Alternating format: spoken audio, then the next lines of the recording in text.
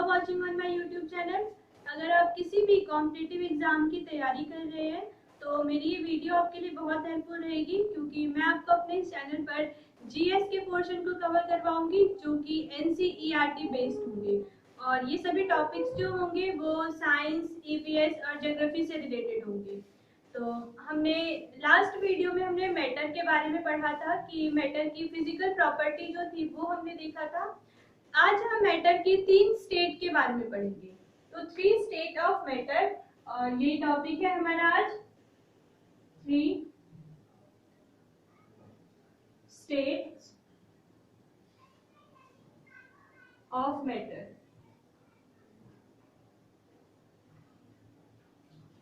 3 states of matter. और ये states कौन कौन से हैं? तो पहला है हमारा solid, second is liquid,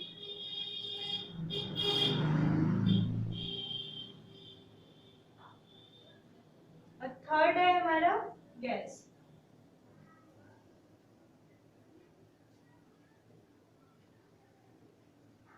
solid, liquid, gas, ये 3 स्टेट है, ये सब आपको पता होगा। और अब हम इसके थोड़े से कैरेक्टरिस्टिक्स देखते हैं क्या क्या है। तो सॉलिड जो है, आप जो सॉलिड अपने आसपास देखते हो तो उसमें आप देखते होंगे कि सॉलिड जो होता है उसका फिक्स शेप होता है। मतलब आप उसके शेप को चेंज नहीं कर सकते हो, जैसा है वो उसी शेप में रहता है। अगर आप उसको हिट भी करते हो तो वो ब्रेक हो जाएगा, बट उसका जो शेप है वो चेंज नहीं होगा। तो सॉलिड का जो शेप होता है वो कैसा होता है? वो होता है डेफिनेट। तो फिक्स शेप होता है इनका। सॉलिड्स है definite shape, definite shape. Shape इनका डेफिनेट होता है। और अगर हम वॉल्यूम देखें तो जो सॉलिड होता है इसका वॉल्यूम पे फिक्स होता है। मान लीजिए कि अगर कोई कंटेनर है, वो 2 kg का कंटेनर है, और तो वो अगर वो 2 kg का कंटेनर है तो वो फिक्स है कि उसमें 2 ही kg सामान आ सकता है। आप उसमें ज्यादा या कम नहीं कर सकते। उसकी कैपेसिटी जो है वो 2 kg की है। वॉल्यूम क्या होता है? वॉल्यूम होता है कि मतलब कैपेसिटी क्या होती है, किसी सामान को होल्ड करने की जो कैपेसिटी होती है उसी को हम वॉल्यूम बोलते हैं। तो अगर 2 kg का कंटेनर है तो आप उसमें 2 kg सामान डाल सकते हो और वो फिक्स रहेगा, आप उसको चेंज नहीं कर सकते हो। ठीक है। तो जो इसका वॉल्यूम होता है वो भी कैसा होता है? डेफिनेट होता है। तो डेफिनेट वॉल्यूम, सॉलिड्स है डेफिनेट वॉल्यूम। थर्ड जो इसकी कैरेक्टरिस्टिक्स है वो है कि सॉलिड जो होता है इसमें कंप्रेसिबिलिटी नहीं होती है। आप सॉलिड को कंप्रेस नहीं कर सकते हो। आप उस पर कोई फोर्स भी लगाते हो तो सॉलिड जो होगा वो क्या होगा? वो कंप्रेस नहीं होगा। जैसे ये सॉलिड है तो इसको आप कंप्रेस करने की कोशिश करोगे तो ये कंप्रेस नहीं होगा। तो सॉलिड में जो है ये एबिलिटी नहीं होती है। तो there is no compressibility in solids, no.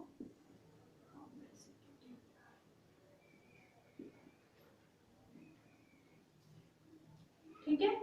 अब आते हैं हम इसके फोर्थ कैरेक्टरिस्टिक्स पर। तो जो सॉलिड होता है, अगर आप उसको मान लीजिए कि अगर आपने कोई सॉलिड का कोई मैटर है जो सॉलिड के फॉर्म में है, अगर आप उसको गिराते हो नीचे तो आप देखोगे कि ऐसा तो नहीं होता कि उसके जो पार्टिकल्स होते हैं वो फ्लो करने लग जाते हैं नीचे। अगर हमने जमीन पर गिराया तो वो चारों तरफ फैल गया, ऐसा नहीं होता है। तो सॉलिड के अंदर ये एबिलिटी नहीं होती है, फ्लो नहीं कर सकता है सॉलिड। तो solids do not flow, do not flow. तो ये सॉलिड के बारे में। सॉलिड के पास डेफिनेट शेप होता है, डेफिनेट वॉल्यूम होता है, कंप्रेसिबिलिटी नहीं होती और ना ही ये फ्लो कर सकते हैं। अब हम यही जो फीचर्स है ये हम लिक्विड में भी देखेंगे कि लिक्विड का कैसा शेप होता है, कैसा वॉल्यूम होता है। तो अगर हम लिक्विड को देखें तो जो लिक्विड होता है उसको आप वो देखोगे कि उसका कोई शेप नहीं होता, कोई फिक्स शेप नहीं होता। जैसे कि जूस है, मिल्क है, वाटर है, ये सब लिक्विड्स हैं और इनका कोई शेप नहीं होता है। इसको जिस कंटेनर में डालो ये उसी का शेप ले लेता है। अगर आपने उसको गिलास में डाला है तो वो गिलास का शेप ले लेगा, अगर आपने कटोरी में डाली है तो कटोरी की शेप ले लेगी, तो इसका अपना कोई फिक्स शेप नहीं होता। तो लिक्विड्स हैव इनडेफिनेट शेप, तो इनका शेप कैसा होता है? Indefinite, indefinite shape. अब आते हैं वॉल्यूम पर। तो जो लिक्विड है उसका वॉल्यूम जो है वो फिक्स रहता है, शेप इस फिक्स नहीं होता बट वॉल्यूम फिक्स होता है। जैसे कि मान लीजिए आप शॉप से लेकर आए हैं दूध, ठीक है, मिल्क लेकर आए हैं और आप 2 लीटर मिल्क लेकर आए हैं, तो अगर आप उसे घर में लाकर अपने घर में आप किसी कंटेनर में डालते हो, तो वो कंटेनर भले ही 4 लीटर का हो या कितना भी बड़ा हो कितना भी छोटा हो, तो उससे मिल्क का जो वॉल्यूम है वो कम या ज्यादा नहीं होगा। अगर आपने 4 केजी के उसमें कंटेनर में आपने वो दूध डाला है, तो वो अगर दूध 2 लीटर है तो वो 2 लीटर ही रहेगा, वो ज्यादा नहीं होगा और ना ही वो कम होगा। तो इसका जो वॉल्यूम है वो फिक्स होता है, तो लिक्विड का वॉल्यूम फिक्स होता है, तो डेफिनेट वॉल्यूम, डेफिनेट वॉल्यूम। अब आते हैं हम कंप्रेसिबिलिटी पर।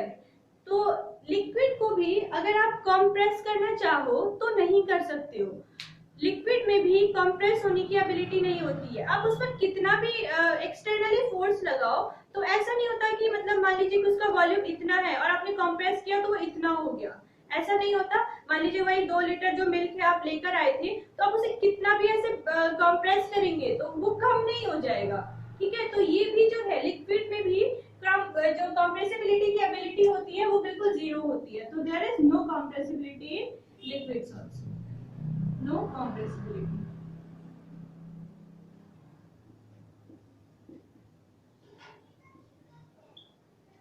ठीक है, तो ये 3 इसके हुए, indefinite shape, definite volume, but no compressibility. अब आते हैं हम फ्लो करने की जो एबिलिटी होती है। तो सॉलिड में तो नहीं होती है एबिलिटी, बिल्कुल भी सॉलिड नहीं फ्लो करती है, हमने अभी पढ़ा, बट लिक्विड कैन फ्लो। जो लिक्विड है, अगर आप जैसे मान लीजिए कि गिलास में पानी था और आपसे गलती से हाथ लग गया, तो वो क्या होता है, नीचे पूरा फैल जाता है। तो इसमें फ्लो करने की एबिलिटी होती है कि लिक्विड जो होता है वो क्या होता है, स्प्रेड हो जाता है पूरे चारों तरफ। अगर कुछ गिर गया, अगर वो लिक्विड था तो वो क्या होता है, फ्लो हो जाता है। तो ये लिक्विड में ही एबिलिटी होती है, लिक्विड कैन फ्लो।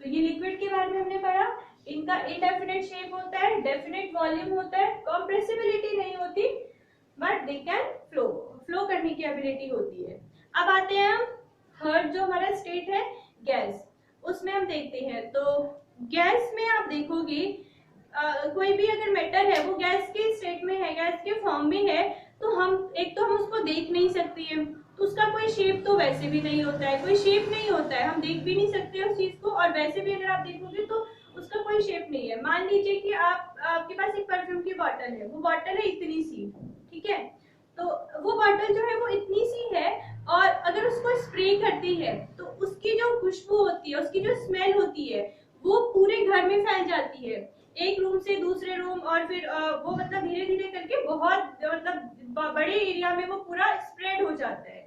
तो वो क्यों हो पाता है, क्योंकि एक तो उनका कोई शेप ही नहीं होता, तो चारों तरफ फैल जाता है, और इनका कोई फिक्स वॉल्यूम भी नहीं होता है। पहले वो इतनी सी बॉटल में थी और अब ये पूरे घर में फैल गई है, तो सोचो इसका कोई फिक्स वॉल्यूम तो है नहीं, इतनी सी बॉटल में भी आ सकती है, पूरे घर में भी ये फैल सकती है। तो ना तो इनके पास कोई डेफिनेट शेप होता है और ना ही इनका जो वॉल्यूम होता है वो डेफिनेट होता है।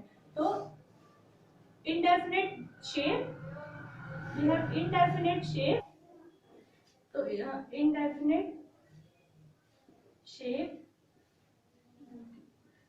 और इनका वॉल्यूम भी कैसा होता है, इंडेफिनेट होता है, इंडेफिनेट वॉल्यूम।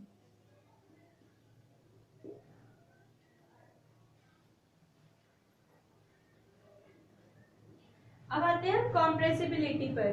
तो जो गैस स्टेट होता है मैटर का, जो ये थर्ड जो हमने स्टेट पढ़ा है गैस, इसमें कॉम्प्रेसिबिलिटी सबसे ज्यादा होती है। देखिए अभी हमने परफ्यूम का एग्जांपल लिया था कि जो कि पहले परफ्यूम जो थी वो इतनी छोटी सी बॉटल में थी, और अब जो है अगर उसको स्प्रे करते हैं तो पूरे घर में वो स्प्रेड हो जाती है।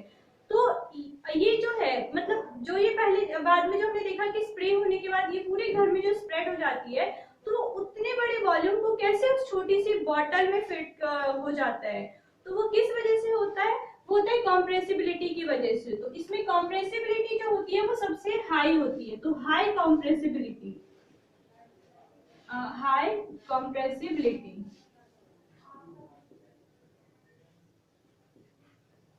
तो इसमें कॉम्प्रेसिबिलिटी की जो एबिलिटी होती है वो सबसे ज्यादा होती है। जो घरों में जो सिलेंडर होता है उसमें जो एलपीजी गैस होती है वो भी कॉम्प्रेस्ड फॉर्म में होती है, उसको भी कॉम्प्रेस करके भरा जाता है और तब वो हमारे घरों तक पहुंचाया जाता है। ठीक है, तो जो गैस जो होता है वो क्या होता है, उसमें कॉम्प्रेसिबिलिटी की एबिलिटी बहुत ज्यादा होती है। ठीक है, तो हाई कॉम्प्रेसिबिलिटी होती है।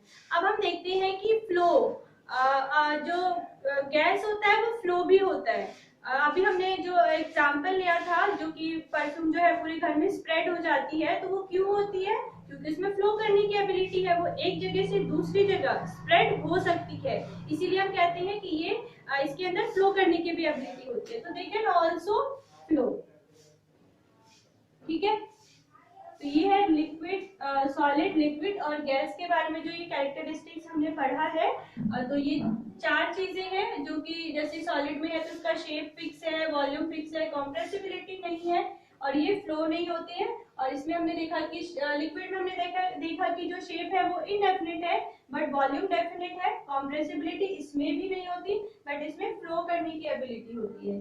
गैस में जो है शेप भी नहीं होता है डेफिनेट और ना तो वॉल्यूम होता है डेफिनेट, बट कॉम्प्रेसिबिलिटी सबसे हाई होती है और ये भी फ्लो कर सकते हैं लिक्विड की तरह। तो एक चीज जो है जो कि लिक्विड और गैस में ये जो फ्लो करने की एबिलिटी होती है, इस वजह से लिक्विड जो है ये भी फ्लूइड हो, इसको भी हम फ्लूइड कहते हैं और गैस को भी कहा जाता है फ्लूइड। तो ये क्वेश्चन भी आता है कभी कभी, तो उसमें दे देते हैं कि फ्लूइड जो होते हैं वो कौन कौन से किस स्टेट को हम बोल सकते हैं सॉलिड, लिक्विड, गैस में से।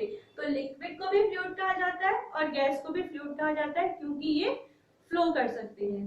ठीक है, तो ये हमने कैरेक्टरिस्टिक्स देखा।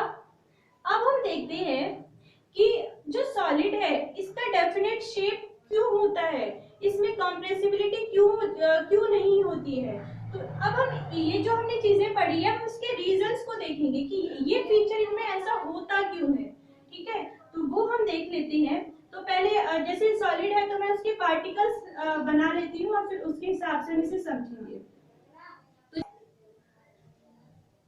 इसके जैसे कि सॉलिड है तो इसके पार्टिकल्स जो है वो इस तरीके से होते हैं, तो इसके पहले पार्टिकल्स बना लेते हैं।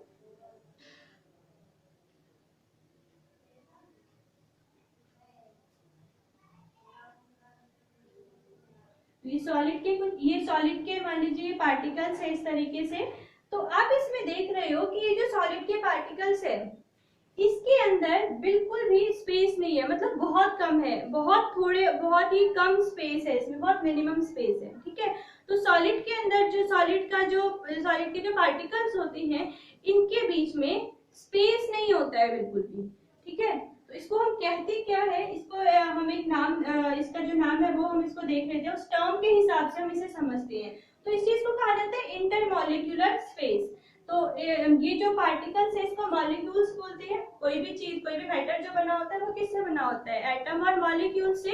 तो इसीलिए इसको इंटरमॉलिक्यूलर ये जो स्पेस है इसको हम कहेंगे इंटरमॉलिक्यूलर स्पेस। तो सॉलिड में ये जो स्पेस होता है ये बहुत कम होता है, बहुत ही कम। तो सॉलिड के अंदर जो इंटरमॉलिक्यूलर स्पेस होता है वो क्या होता है, बहुत ही मिनिमम होता है। तो minimum intermolecular space, molecular space, इनके बीच में स्पेस आप देख रहे हो ये क्या है, ये बहुत ही कम है। और यही वजह होती है कि इनमें स्पेस ही इतना कम होता है तो ये फ्लो नहीं हो पाते हैं, इनका शेप जो होता है वो डेफिनेट होता है, इनका जो वॉल्यूम होता है वो फिक्स होता है। तो ये किस वजह से होता है, क्योंकि इनके जो मॉलिक्यूल्स है, ये जो पार्टिकल्स है, इनमें स्पेस बहुत कम होता है। और स्पेस कम क्यों होता है, क्योंकि इनके पार्टिकल्स के बीच में फोर्स बहुत ज्यादा होता है। तो इंटरमॉलिक्यूलर फोर्स इनमें बहुत ही ज्यादा होता है, इतना ज्यादा अट्रैक्शन होता है कि इनके पार्टिकल्स अलग नहीं होते। और यही वजह है कि सॉलिड जो है वो इस तरीके से एग्जिस्ट करती है कि इसका शेप डेफिनेट होता है, डेफिनेट वॉल्यूम होता है, और इसमें स्पेस ही नहीं है। देखो जब बहुत कम स्पेस है तो इसको और ये किस तरीके से कॉम्प्रेस होगा, ये ऑलरेडी कॉम्प्रेस्ड फॉर्म में है, ठीक है, इसीलिए इसको हम और ज्यादा कॉम्प्रेस नहीं कर सकते। तो इसका जो इंटरमॉलिक्यूलर फोर्स होता है वो बहुत ज्यादा होता है, बट इंटरमॉलिक्यूलर स्पेस जो होता है वो बहुत कम होता है। तो मैक्सिमम इंटरमॉलिक्यूलर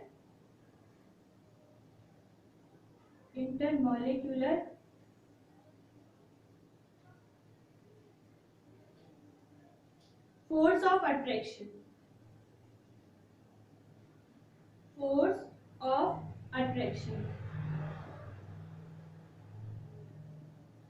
ठीक है। तो इनके बीच में स्पेस बहुत कम होता है इनके मॉलिक्यूल्स के बीच में, बट इनमें फोर्स ऑफ अट्रैक्शन जो है वो बहुत ज्यादा होता है। इसी वजह से सॉलिड इस तरीके से एग्जिस्ट करती है, ठीक है। और इस वजह से इसमें जो है हमने जो पढ़ा था काइनेटिक एनर्जी, लास्ट वीडियो में हमने काइनेटिक एनर्जी पढ़ा था, तो इसमें काइनेटिक एनर्जी बहुत कम होता है, तो there is very less kinetic energy, ठीक है। अब आते हैं हम लिक्विड पर। तो लिक्विड के मॉलिक्यूल्स किस तरीके से होते हैं वो भी हम देख लेते हैं, वो भी हम पहले ड्रॉ कर लेते हैं। तो लिक्विड के ये लिक्विड के मॉलिक्यूल्स हैं। तो आप इसमें देख रहे हो कि सॉलिड से अगर हम कंपेयर करें तो सॉलिड से इसमें ज्यादा स्पेस होता है, तो इसके अंदर जो इंटरमॉलिक्यूलर स्पेस होता है वो मॉडरेट होता है, इससे ज्यादा होता है। अब गैस के बारे में फिर जब पढ़ोगे तो आप देखोगे कि उससे कम होता है, इसलिए इसमें मॉडरेट लिख रहे हैं। तो moderate intermolecular space, moderate intermolecular space, मतलब इसमें स्पेस जो है वो कम, सॉलिड के कंपेयर में इसमें स्पेस जो है वो ज्यादा है, और लेकिन वैसे अगर हम गैस से फिर कंपेयर करेंगे तो कम है। तो इसी वजह से इनमें जो फोर्स ऑफ अट्रैक्शन होता है वो भी मॉडरेट होता है, सॉलिड से कम होता है फोर्स, और गैस के बारे में पढ़ेंगे तो आप उसमें देखोगे कि उससे ज्यादा फोर्स ऑफ अट्रैक्शन होता है। तो इनमें जो फोर्स ऑफ अट्रैक्शन होता है वो भी क्या होता है, मॉडरेट होता है, मॉडरेट फोर्स ऑफ अट्रैक्शन।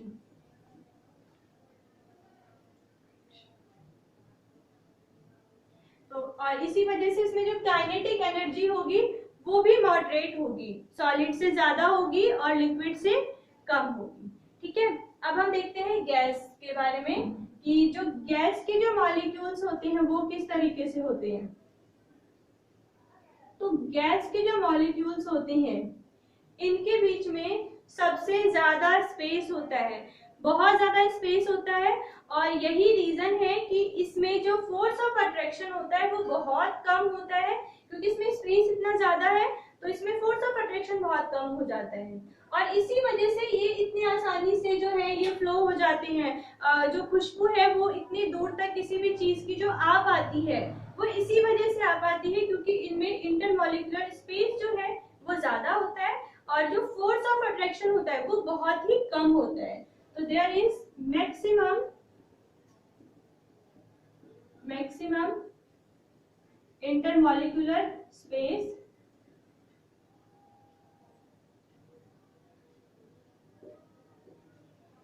और minimum force of attraction, minimum intermolecular force of attraction,